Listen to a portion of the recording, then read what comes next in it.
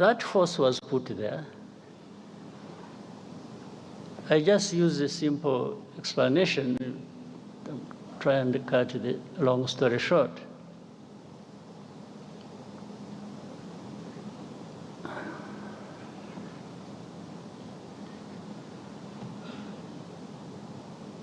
Many times, I meet ambassadors of countries credited here, either based here or based outside. Or I meet government ministers of different countries.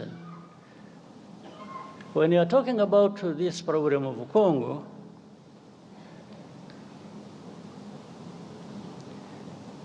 one of the many questions they ask is always,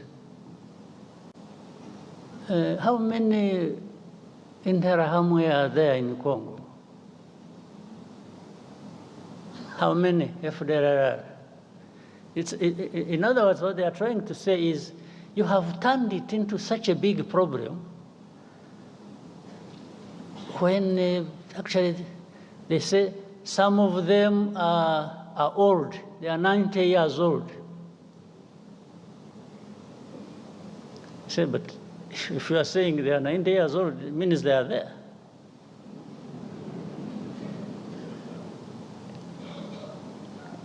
But to become 90 years old, if you have children that you train and put in their heads this kind of ideology, and they end up being militias or fighters within FDLR, I mean, how does being 90 years old become irrelevant? How? So they ask me, how many? The easiest answer for me sometimes is, why don't you ask the UN forces you put there? You sent these forces to go and deal with this problem, among others. So they should really be telling you how many or what they are doing. Second, I answer them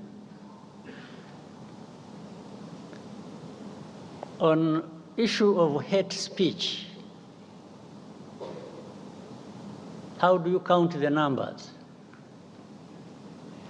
If the president of the country, that is Congo,